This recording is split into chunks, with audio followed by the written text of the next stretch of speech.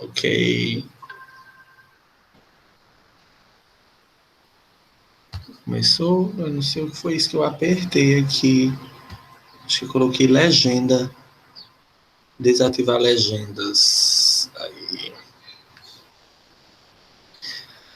Bom, pessoal, nós vamos começar hoje, né? Nós fizemos a apresentação da disciplina quarta-feira, conversamos sobre o que era execução, o que era que vocês, como nós chegamos, né? Fizemos um percurso até chegar ao processo de execução, e agora nós vamos diretamente ao assunto, ao conteúdo. Eu trouxe para vocês aqui um material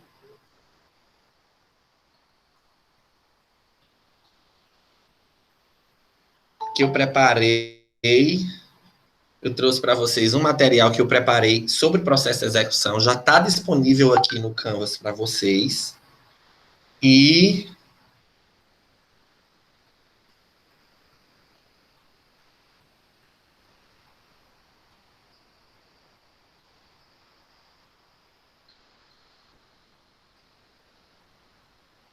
comecei o material para vocês. Só um minutinho.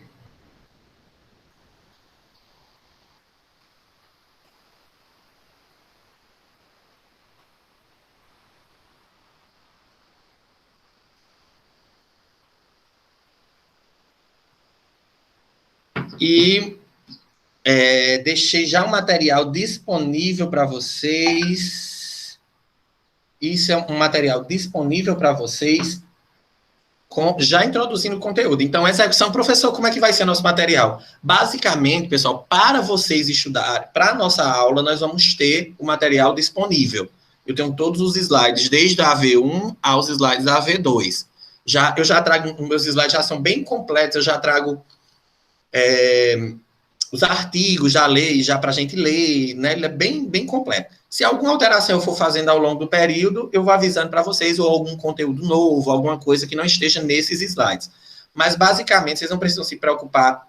Lógico que quando for para as provas, eu queria que vocês estudassem, que vocês lessem esses slides, né? Que vocês pegassem um livro bom para poder dar uma olhada, né? Que vocês acompanhassem, porque é importante. Já falei na aula passada que a execução é um conteúdo muito importante para a prova da ordem, né? Sempre, sempre, como são 7 questões, a gente tem aí 2 questões só de processo de execução, caindo no exame da ordem.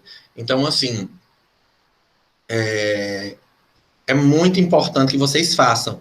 Falar em exame da ordem, vocês ainda estão no sexto, não estão preocupados com isso, mas vocês souberam, né, que foi adiada a prova que seria agora, ontem. Ontem nós teríamos a primeira fase do exame da ordem, foi adiada, não há prazo ainda para esse adiamento, e ontem o presidente do Conselho Federal da OAB, Felipe Santa Cruz, respondeu um comentário no Instagram dizendo que iriam reabrir as inscrições. Vocês não podem fazer, porque vocês ainda estão no sexto, mas a atual turma do sétimo, eles podem fazer. Eles podem chegar a fazer a prova da ordem. Eu acredito que sim, justamente porque nós não sabemos quando vai ser feita, então eles podem submeter essa inscrição e quando forem fazer essa prova, provavelmente eles já estejam no oitavo, nono. Então aí o edital não proíbe. Mas vocês não, por pouco vocês não poderiam fazer, né? Só a título de informação. Sou professor das informações sobre a OAB para vocês. Já que eu estou ensinando a cadeira de ética jurídica no 7º período. Vamos lá, galera. Estão vendo aqui? Para começar.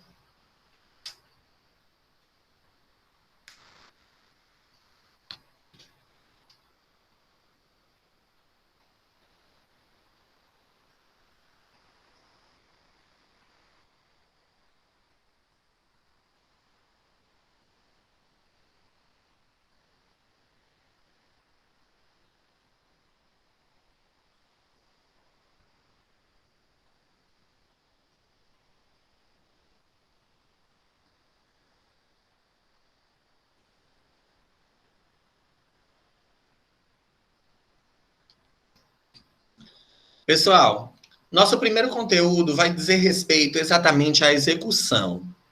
Professor, nós já vimos, mas eu queria adentrar, queria se aprofundar mais no que seria execução. O que é que o senhor traz para a gente sobre execução?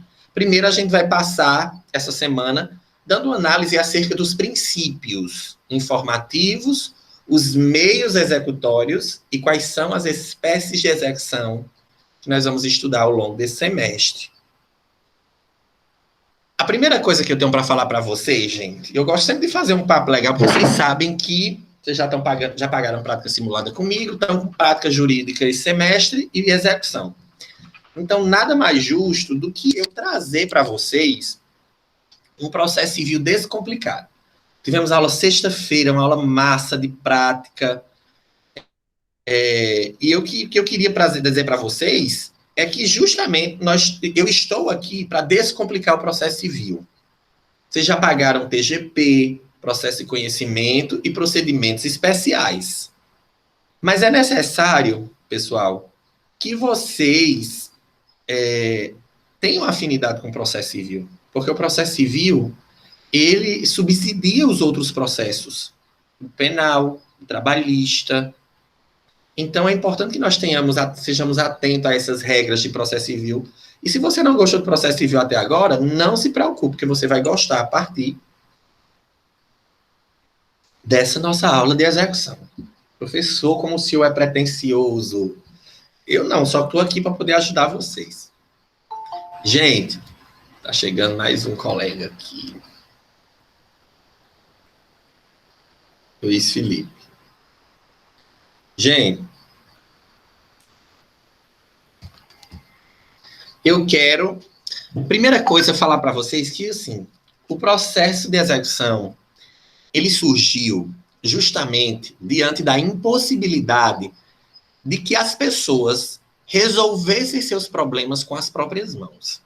Na verdade, não é só o processo de execução, a própria justiça. Ela surgiu como um aparelho, como um órgão, para resolver o conflito entre as partes. Porque nós sabemos que, com a evolução da humanidade, as pessoas elas resolviam seus problemas com as próprias mãos.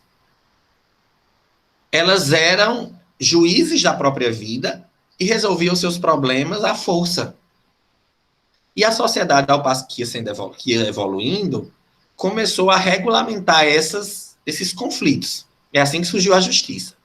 E a execução, como um processo específico dentro da justiça, como um procedimento, como um rito dentro da justiça, né? Como um processo dentro da justiça, que é o nosso processo de execução, ele também carecia de resolução. Quando nós estávamos diante de duas pessoas com um conflito, com um problema, e ela não conseguiria resolver com suas próprias mãos, a justiça vem, através do seu poder, que é aquela jurisdição que foi concedida a uma pessoa, que é o juiz, para poder resolver esses problemas. É assim que surge a execução, a tutela executiva.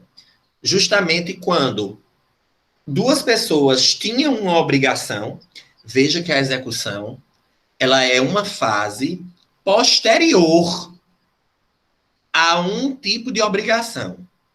Peraí, professor, tá complicado. A execução ela só vai surgir, ela não surge do nada, como um processo de conhecimento. E o processo de conhecimento, inclusive, tem que ter uma causa para eu poder entrar, não é isso? Para eu poder cobrar, para eu poder exigir. A execução, mais ainda, ela necessita ter uma obrigação não cumprida. Ou seja, a execução ela surge quando eu tenho o descumprimento de uma obrigação anterior. Joseph tem uma obrigação com Luiz Felipe. Luiz Felipe foi na minha loja, comprou um carro e não pagou. Luiz Felipe tinha assinado o contrato de compra e venda, se comprometendo todo dia 10 a pagar aquela prestação do carro. Luiz Felipe é o quê, gente? Ele é o quê? Luiz Felipe foi na minha loja, comprou, não pagou, já tem 2 meses. O que é que Luiz Felipe é? Devedor. Ele é um inadimplente. Popularmente, né, Adna? Veaco, caloteiro. É exatamente aí que surge o direito à execução. A partir, pessoal, do descumprimento de uma obrigação. Nós tínhamos um contrato de compra e venda registrado em cartório, assinado por 2 testemunhas. A partir da inadimplência, a partir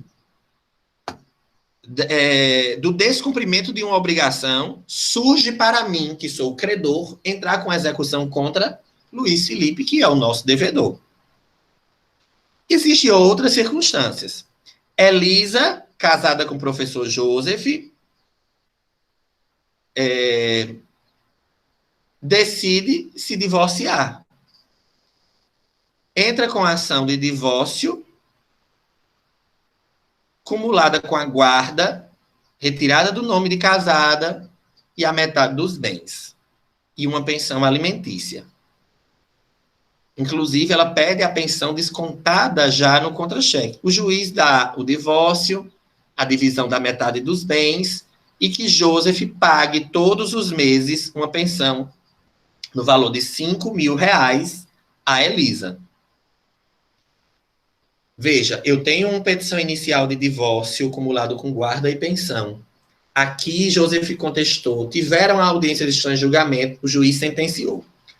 Aquela sentença fixada pelo juiz é um título executivo judicial. Ou seja, na sentença tinha assim: Joseph, todo dia 10, quando receber seu pagamento, deposite na conta de Elisa a pensão de R$ 5.000. Ali não tem uma obrigação de pagar todo mês? Tem. Então, aquela obrigação é um título executivo. Agora, eu pergunto a vocês a diferença. Pessoal, olhem aqui comigo. Vou até tirar aqui a tela. Eu cresci para ficar grande. Pessoal, aquela obrigação não cumprida por parte de Luiz Felipe é um título judicial ou extrajudicial? O contrato não cumprido. O contrato do carro não cumprido por Luiz Felipe é um título judicial ou um título extrajudicial?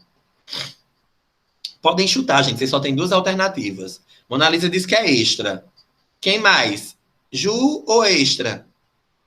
Extra. A Adna também foi no extra.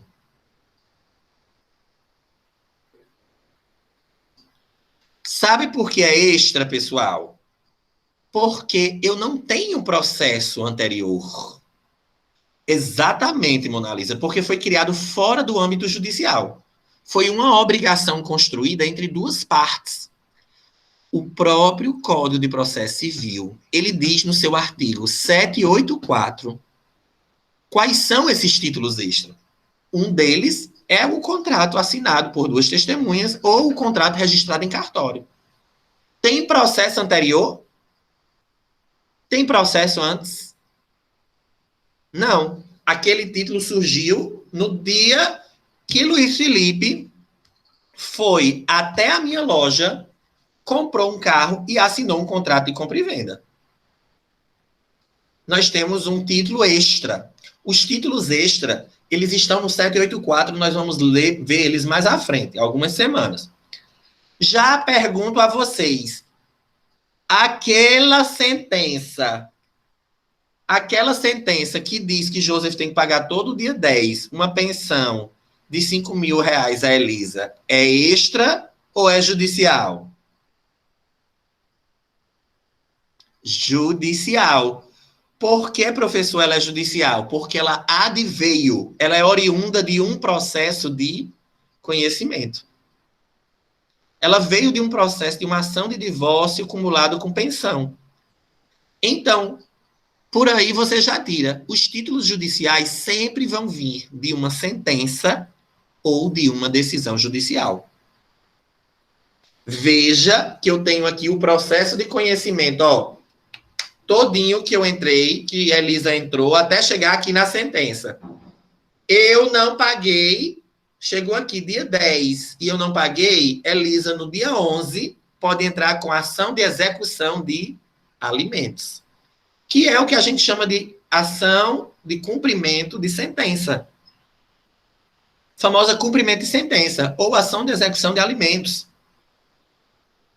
Ela vai em apenso aos autos desse processo, porque ela tem um processo anterior. É o mesmo juiz que deu essa sentença, vai ser o mesmo juiz que vai receber aqui essa nossa ação.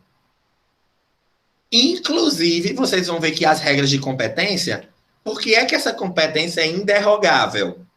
Porque o mesmo juiz que prolatou o processo de conhecimento é o mesmo que vai executar. Já quem é o juiz que vai julgar, professor, a ação do senhor contra Luiz Felipe? Não sei. Depende das regras de competência que nós vamos analisar. Mas, via de regra, o domicílio do devedor. Então, o juiz da comarca onde Luiz Felipe mora. Qual é, Luiz Felipe, sua comarca?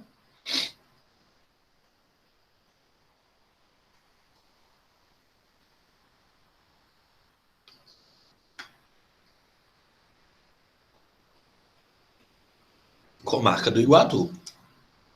Então, nossa ação vai correr na comarca, na vara civil do Iguatu. Nossa ação de execução, o juiz competente será o juiz de lá. Tranquilo?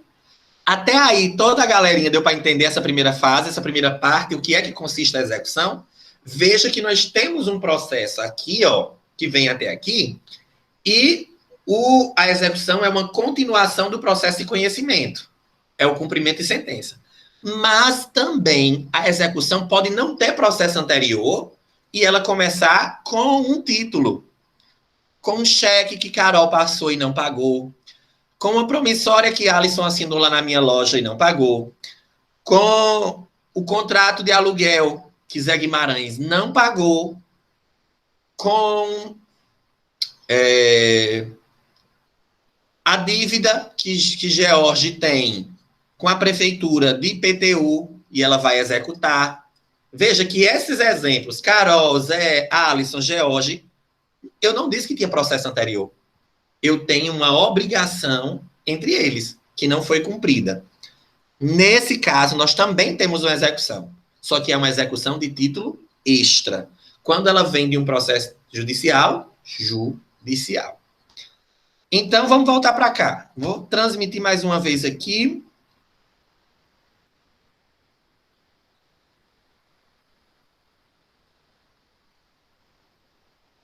Professor, então, nesse caso, o senhor explicou para a gente que o processo de execução surge a partir do não cumprimento de uma obrigação, consubstanciada em um título ou um título extra. E aí, o Estado é que vai cumprir essa obrigação. Exatamente. Por que é que o Estado vai cumprir essa obrigação? Porque você não pode fazer a execução com suas próprias mãos. A pessoa não pode lhe dever e você ir na casa dela e tomar o que ela tem. Você não pode parar ela na rua, tomar o carro e deixar ela a pé.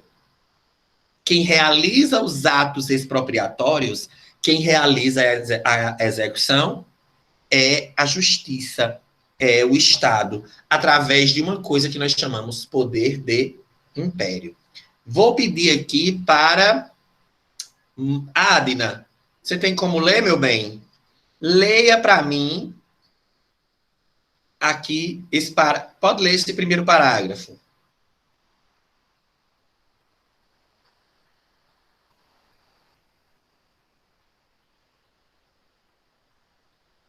Adna, tá aí, meu bem? Pode ler?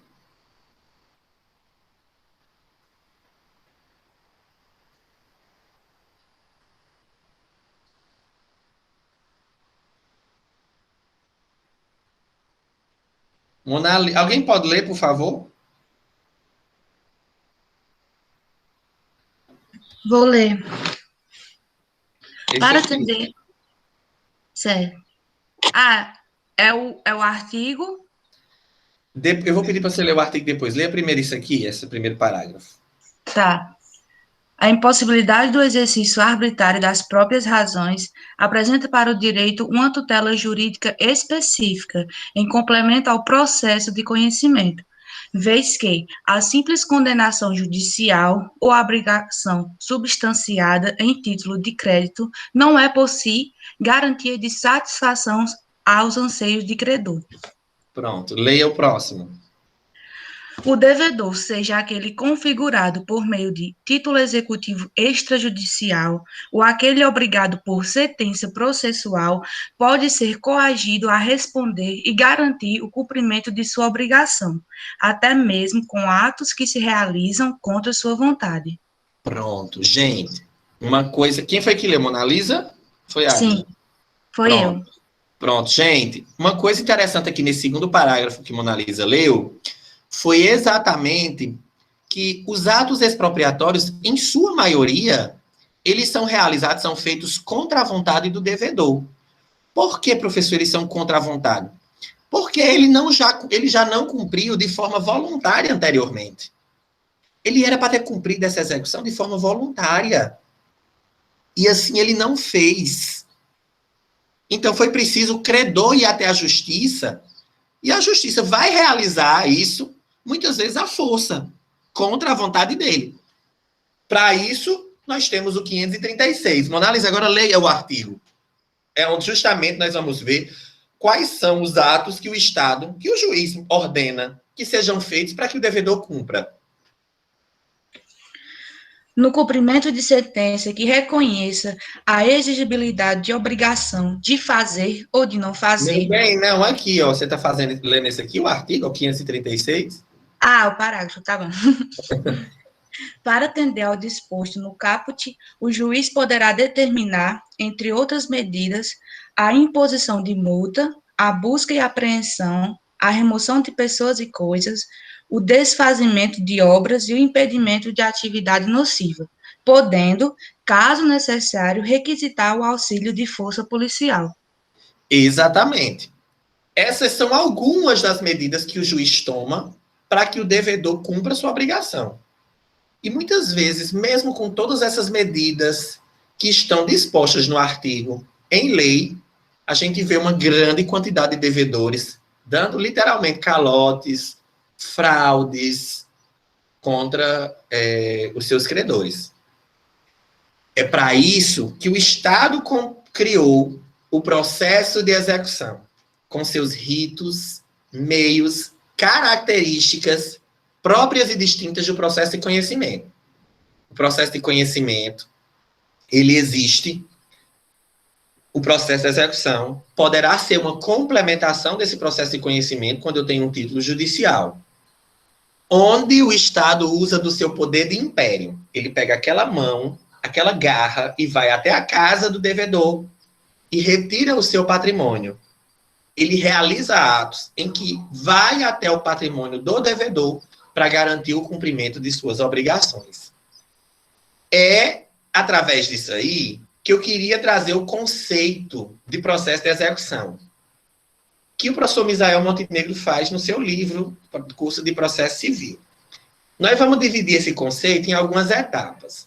Eu quero que vocês leiam atentamente aqui comigo uma coisa. Mona Lisa, pode ler aqui. Eu vou pedir para você parar em alguns momentos. Certo. Pode ler. O processo de execução pode ser entendido, então, como um instrumento posto à disposição do credor para exigir o adimplemento forçado da obrigação, através da retirada de bens do patrimônio do devedor. Pronto, para aí. Ou do responsável. Gente, nesse conceito aqui, a gente já está vendo uma coisa interessante. Veja que ele diz que o processo de execução é um instrumento, ó, é uma ação de execução, ó, é uma ação que o credor entra contra quem? O devedor, não somente contra este, contra o responsável. Professor, como assim? Essa ação de execução vai ser contra o devedor, contra o pai ou a mãe? Não. Gente, esse responsável que o código traz, que a lei traz, que a doutrina traz, é aquela pessoa que não comprou, que não usou, que não consumiu. Mas, por lei, ela se comprometeu a pagar caso o devedor não pague. Como é o nome dessa pessoa? Fiador. O fiador, por exemplo, é um exemplo claro do responsável. Ele se comprometeu a pagar. É o famoso caso da responsabilidade sem dívida. Eu tenho a responsabilidade, mas não. Eu tenho a responsabilidade e não fui eu que contraí aquela dívida. Então, gente, nesse caso aqui, não somente fiador, nós temos vários exemplos: o sócio, o cônjuge, o sócio numa sociedade, o cônjuge, o fiador é um exemplo. Então, o credor tem essa ação, o credor tem essa ação em que ele vai retirar os bens do patrimônio do devedor ou do responsável. Uma coisa que é interessante é retirar os bens. É o famoso princípio da patrimonialidade. No nosso Código de Processo Civil, não se utiliza mais outra forma de pagamento que não seja os bens do devedor.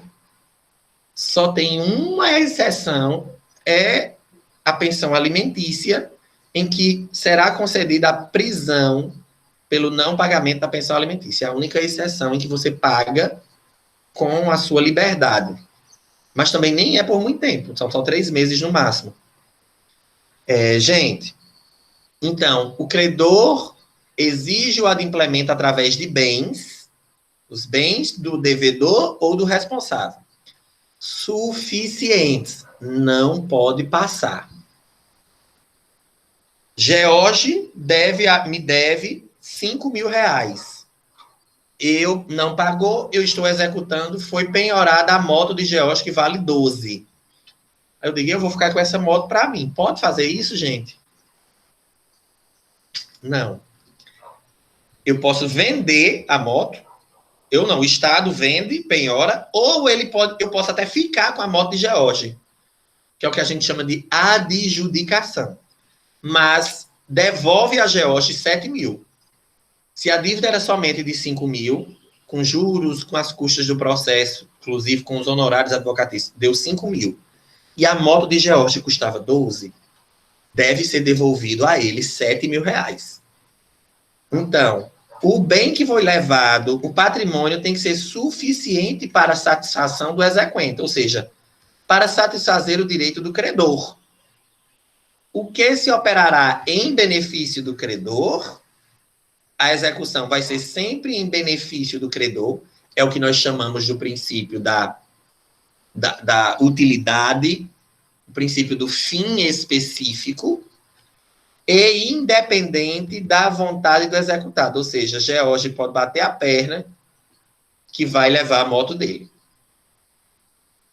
Lógico que ele tem o seu direito de defesa. Né? Ele pode alegar que é o único bem que ele utiliza para o seu trabalho, e aí é uma das causas de empenhorabilidade. Mas a execução ela é feita muitas vezes contra a vontade do executado. Independe de sua vontade. Ele será coagido a pagar. Lembrando, mais uma vez, que a execução é monopólio do Estado. Eu não posso tomar. Ah, professor, mas aqui aconteceu o caso que foi lá na casa do homem e tomou. É muito comum para a nossa realidade. É muito comum. Mas quem é responsável por executar, que vai substituir essa vontade das partes, é o Estado. Quem tem que cumprir é a justiça. Certo? Vamos passar aqui? Pessoal, nós vamos começar agora sobre os princípios. Os princípios do processo de execução, eles...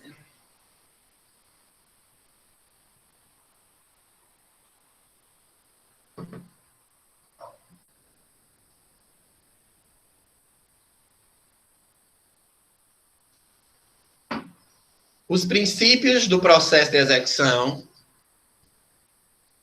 são princípios informativos específicos. Lógico que vocês lembram os princípios do processo civil. Vocês estudaram princípios do processo civil lá em TGP. Lembram que existem alguns princípios que são específicos. Duração razoável do processo, princípio do juiz natural, princípio da legalidade, princípio da boa-fé processual.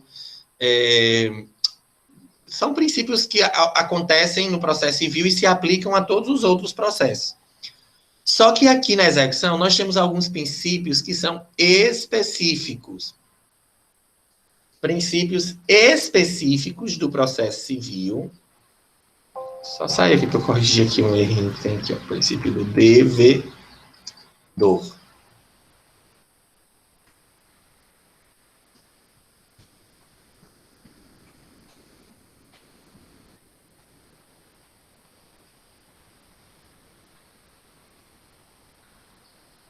Pessoal, nós temos alguns princípios específicos, que são esses aqui. São 7 princípios que nós vamos estudar hoje, na aula de hoje, vamos conversar sobre eles, falar um pouquinho sobre eles e discutir qual a relevância, a importância que esses princípios têm.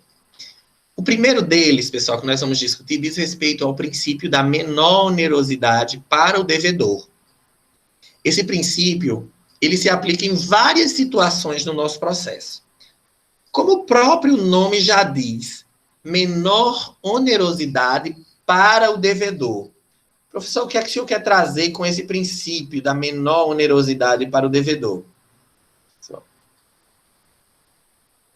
Dá para entender que é o princípio que traga menos prejuízo para...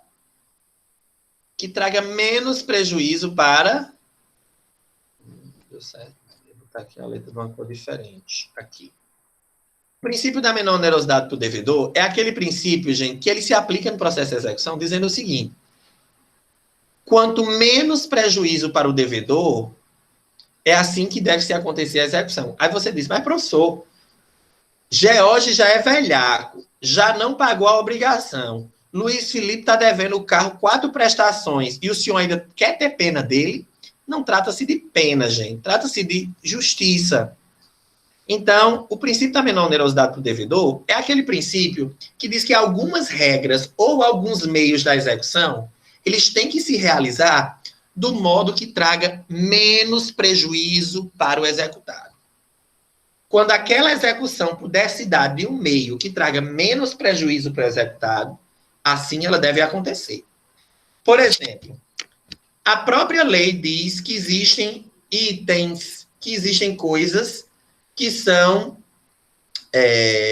consideradas impenhoráveis. Como, por exemplo, a casa que você mora, só tem aquela casa em seu nome. O bem de família, ele é impenhorável, via de regra. Via de regra, ele é considerado impenhorável.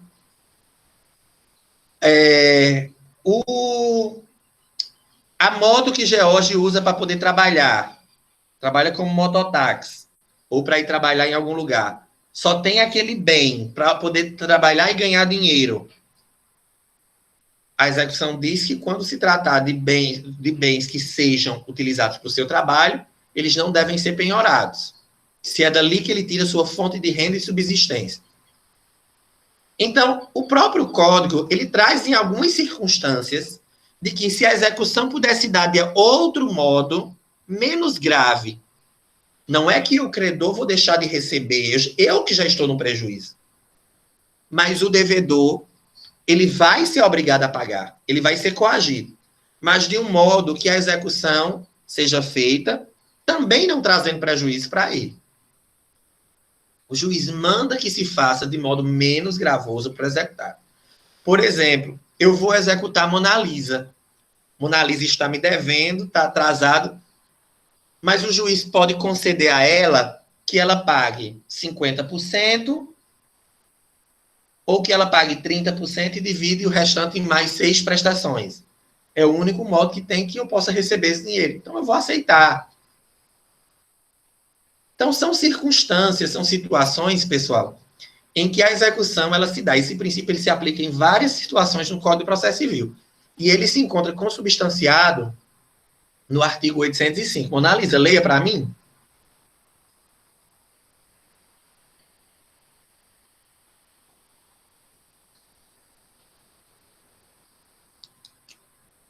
Aqui, ó.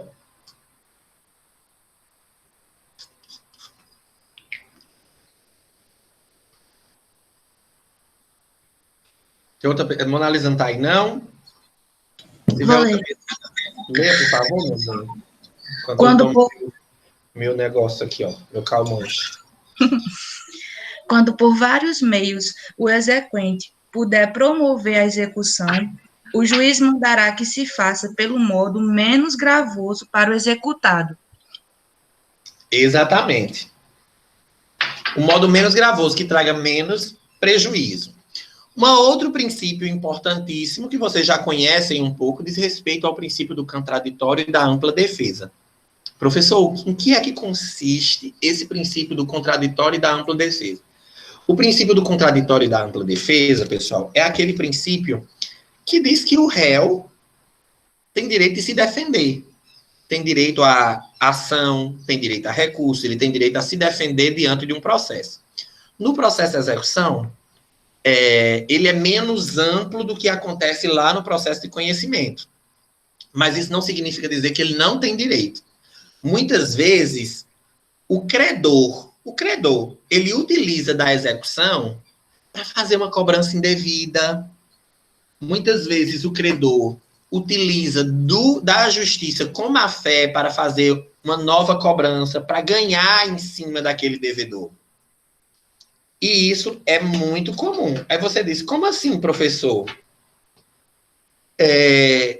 Eu estou cobrando de George uma dívida que ele já pagou. Eu estou executando uma dívida que ele já pagou.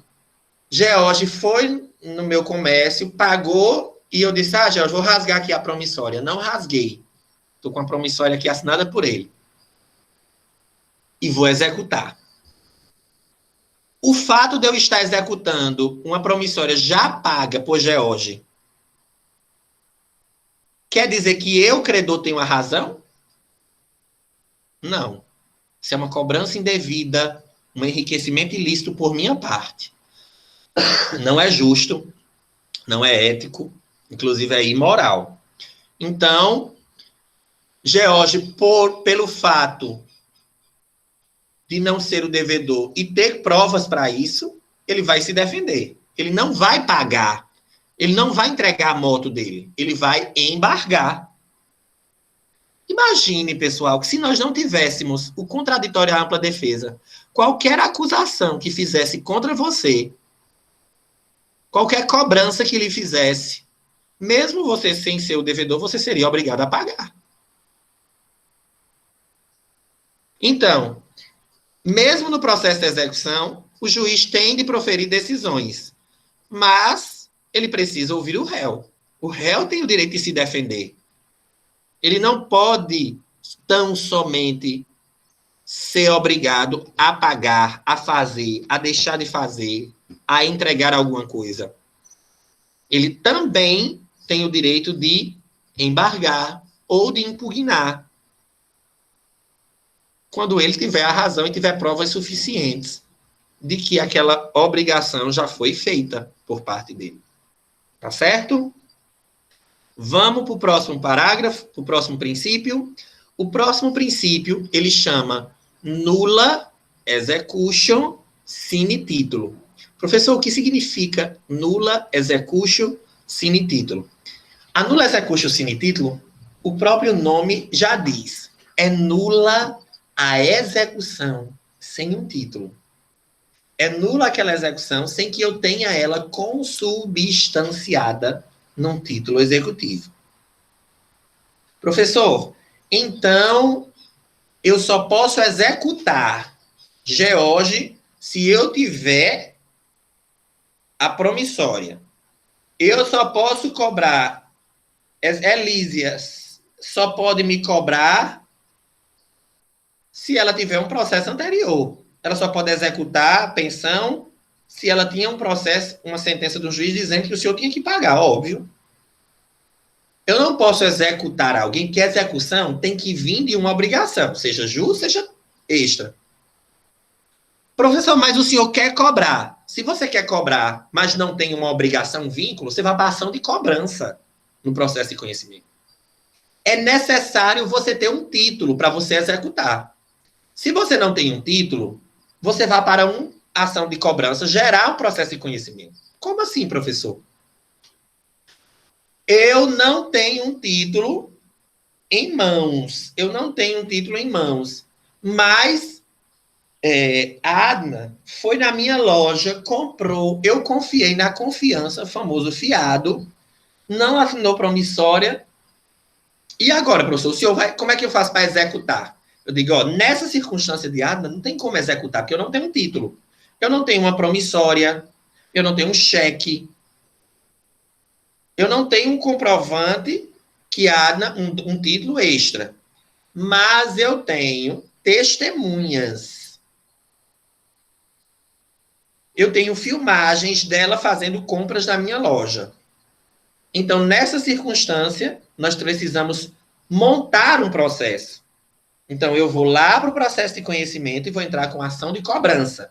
A Adna vai ser chamada para contestar essas imagens, essa cobrança, vamos ter audiência, e aí eu tenho uma sentença. Adna, pague a Joseph a prestação da loja que você foi e não pagou. Então, veja que eu tenho um título judicial. Agora, uma sentença obrigando a Adna a pagar. Aí, se a Adna não paga, eu vou executar. Cumprimento de sentença. Entrar com ação de execução para forçar o cumprimento daquela sentença que mandava a Adna me pagar. Agora, se eu não tenho um título, não há como, não há probabilidade de eu entrar com execução. Ou eu vou para o processo de conhecimento, ou eu posso entrar com aquela ação monitória que vocês conheceram, com o professor Ricélio, quando eu tenho um título, mas esse título não é executivo, não tem força executiva. É um outro título feito em lei, mas não é um título executivo. Ok? Vamos para a letra D. Desfecho único. O princípio do desfecho único é aquele princípio que diz que o processo de execução ele tem um único objetivo. Ele tem um fim. Qual é o objetivo do processo de execução? É fazer com que o credor, com que eu, o exequente, receba aquela minha obrigação. Seja o dinheiro do aluguel, seja o dinheiro do carro, seja a prestação, seja a pensão. Então, o desfecho único do processo de execução é entregar ao exequente dentro da maior proximidade possível, ou seja, quase como se fosse a forma voluntária. Porque o devedor deveria cumprir de forma voluntária. Ele não pagou, não comprou? Ele tinha que pagar todo mês naquele dia 10. Ele não fez de forma voluntária, foi preciso agora a gente entrar com a ação. Então, é dentro da maior proximidade possível. O mais próximo possível da realidade. O mais próximo possível de como seria sem a gente precisar de um processo. Então, o processo de execução, ele pode usar força, coação, mas o objetivo dele é fazer com que o credor receba seu dinheiro de uma vez, o mais próximo possível do que ele receberia da forma como vocês tinham combinado. Aí você não pagou e foi preciso a gente entrar. Ok? Vamos para o quinto, princípio da utilidade. O princípio da utilidade é aquele que diz o seguinte: o processo de execução ele só se justifica se ficar claro que eu vou entrar com esse processo e os bens que forem encontrados vão ser suficientes para pagar as custas do processo, os honorários sucumbenciais dos advogados e pagar a mim, o credor, que é o mais prejudicado. Se os bens que forem encontrados em nome de George não der para pagar nem as custas, aquele processo aquele bem não vai ser levado a efeito à penhora. Por quê, professor? Porque a gente não encontrou bens suficientes. George é devedor, não achamos nada em nome dele. O que é que acontece? O processo vai ficar parado, vai ficar suspenso. E depois de 5 anos poderá ficar arquivado. Poderá ser arquivado. Por quê, professor? Porque nós chegamos diante de George, procuramos em nome dele todo e qualquer bem para pagar aquela dívida que ele tinha com o senhor e não achamos. O princípio da utilidade, ele diz o seguinte, ele traz, inclusive, no artigo 836, não será levada a efeito a penhora quando ficar claro que o produto da execução dos bens será totalmente absorvido pelo pagamento das custas. Ou seja, o bem que foi encontrado só vai dar para pagar as custas do processo. E o credor, que é o mais prejudicado, contratou um advogado, entrou com a ação, não vai receber nada. Porque o dinheiro só deu para pagar as custas. Não se justifica. O princípio da utilidade diz que o processo ele tem que ser útil para pagar primeiro, prioritariamente, o credor, que é quem está no prejuízo sem receber. Quando aquele processo só der para pagar apenas as custas, então ele não é útil. Certo? Vamos andar. Princípio da patrimonialidade.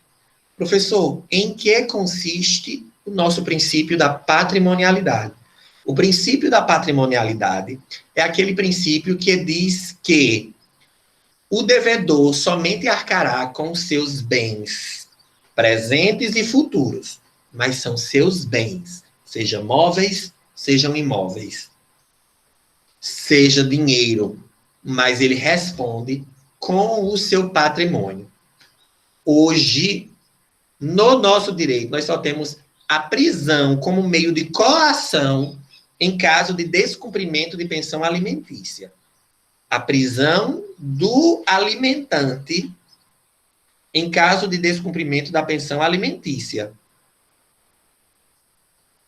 Ele responde com seus bens, aqueles que forem encontrados, ou os que ele ainda vai receber, seja a título de doação, seja a título de herança, ele responde com os bens que estão no nome dele nesse momento, ou os que ele ainda vai receber. Com os bens presentes e futuros. É isso que diz o artigo 789. O devedor não paga com seu corpo, com penas cruéis, degradantes, com sexo, com a vida, com a sua liberdade, salvo o caso de pensão alimentícia, com o seu direito de ir e vir. A única forma que o devedor paga, que ele responderá, será com seus bens presentes e futuros para o cumprimento da obrigação, salvo as restrições estabelecidas em lei. Ok? E, por fim, nós vamos chegar aqui num princípio que é básico na justiça, no processo brasileiro, que é o princípio da lealdade e boa-fé processual. Esse princípio da lealdade e boa-fé processual, ele está ligado à imprescindível e necessária ética em todo e qualquer processo. Ele está consubstanciado nos artigos 600 e 601 do CPC. Professor, o que é que se considera como princípio da lealdade? Ou o que é que viola o princípio da lealdade? O senhor pode me explicar como ocorrerá a violação ao princípio da lealdade? Em que circunstância o princípio da lealdade está sendo violado? Quando aquele devedor, ele atentar contra a dignidade da justiça. O princípio da lealdade é aquele princípio quando o devedor vende, extravia, fica jogando recurso para poder atrapalhar, foge, se esconde, impede a citação, dilapida seu patrimônio para não pagar as dívidas. São atos considerados atentatórios à dignidade da justiça. E a violação ao princípio da boa-fé processual diz respeito ao artigo 601, são as punições, né, que o executado toma justamente quando ele viola o princípio da lealdade. O artigo 600, ele fala do que é contrário à dignidade da justiça, à lealdade e à boa-fé processual, e o artigo 601, ele traz as punições ao executado quando ele justamente viola o artigo anterior, o artigo 600, que é a violação à dignidade da justiça. Tá certo? Gente, encerramos esses nossos princípios aqui. Vamos para os meios de execução? Professor, como é que o Estado, que eu sei quem é que tem o poder de executar, como é que o Estado vai fazer para poder cobrar a George? Para poder cobrar o senhor a pensão de Elísia? Como é que vai cobrar de Luiz Felipe? Existem dois meios de execução no nosso processo civil. É o que nós chamamos de execução por subrogação, que é quando o Estado vai até o patrimônio do devedor, invade o seu patrimônio com base no princípio da patrimonialidade. O Estado invade o patrimônio do devedor para concretizar aquele direito do credor. Isso é o que nós chamamos de execução por subrogação. O Estado adentra a esfera privada e ele não pagou de forma voluntária, vai lhe executar de forma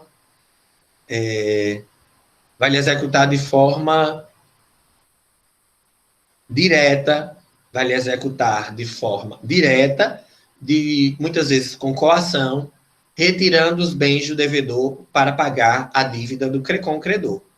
Exemplos: penhora, arresto, expropriação em asta pública, entre outros casos.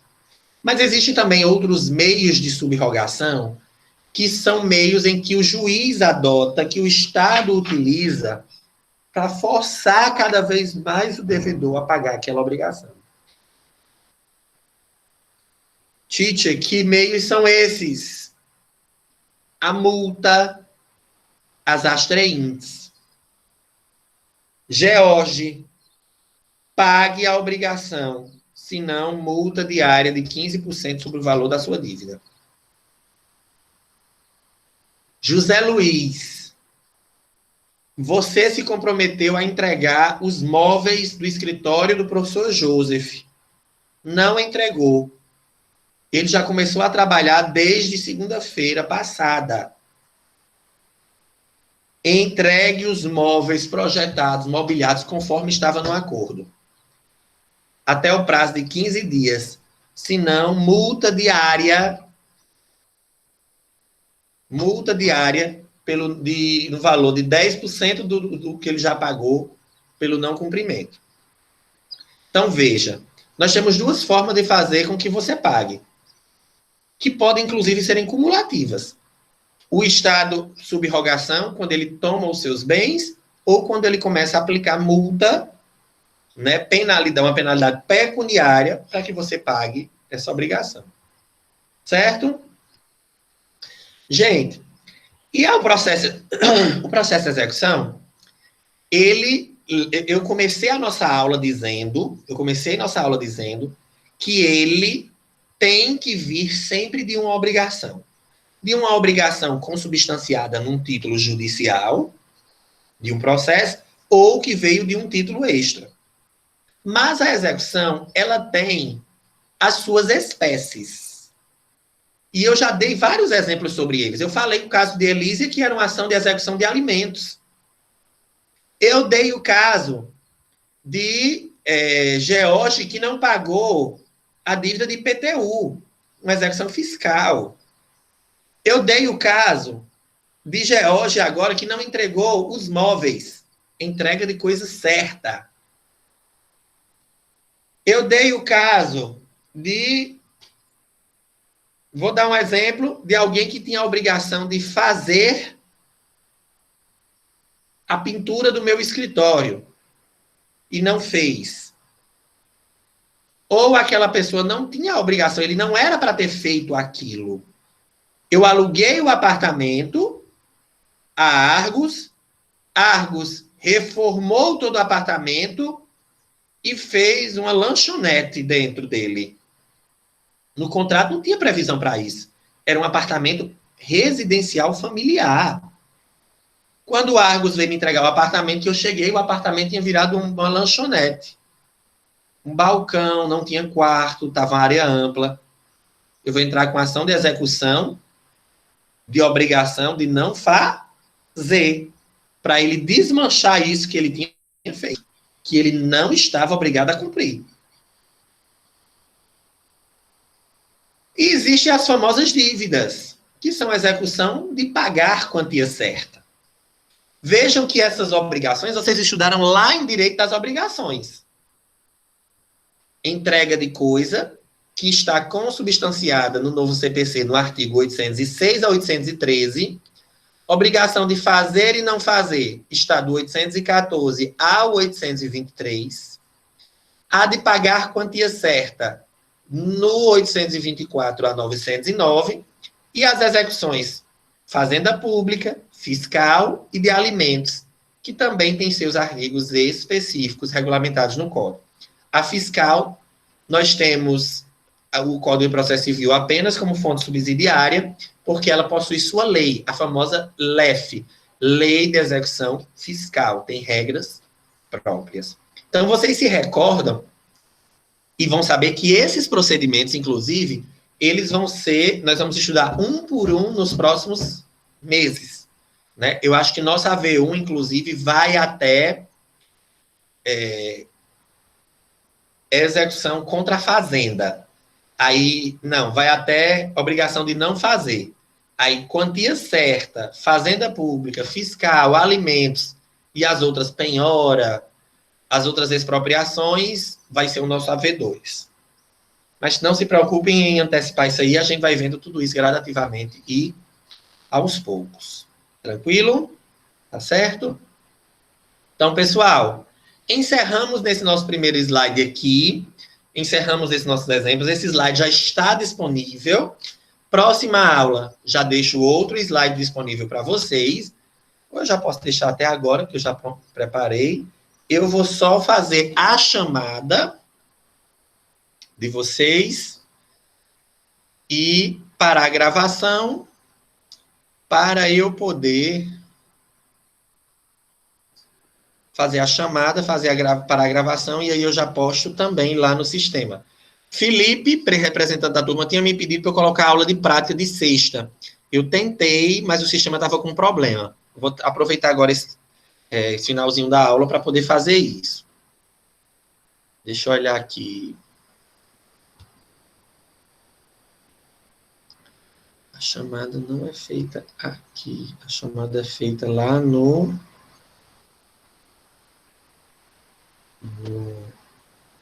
outro sistema. Deixa eu procurar aqui.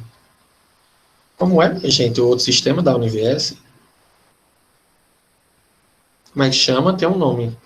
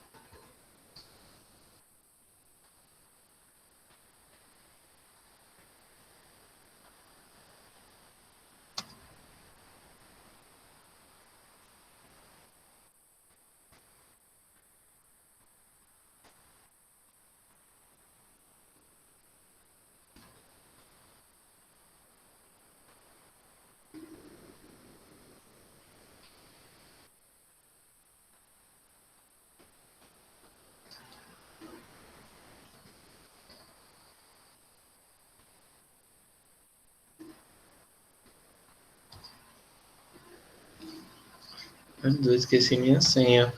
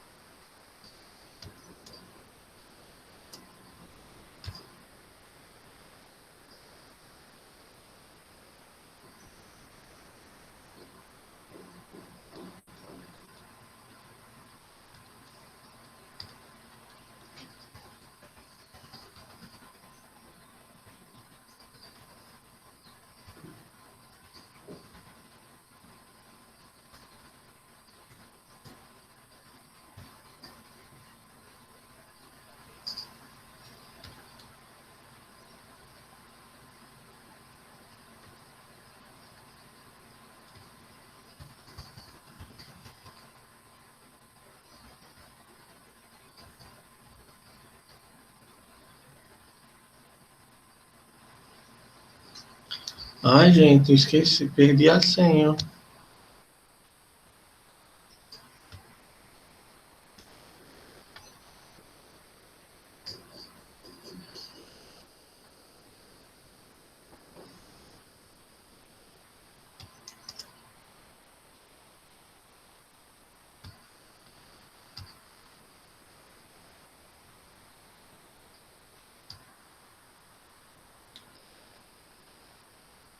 Isso, Mona Lisa, TOTUS.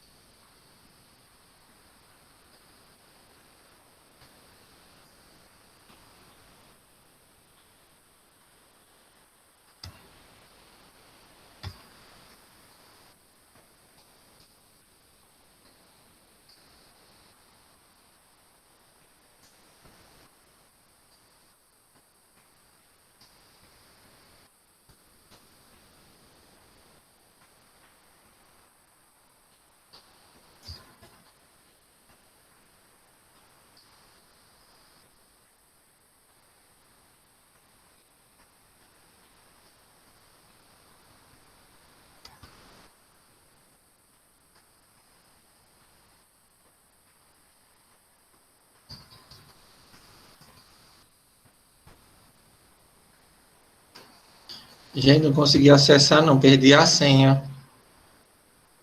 Vou só parar a gravação para não ficar muito longa.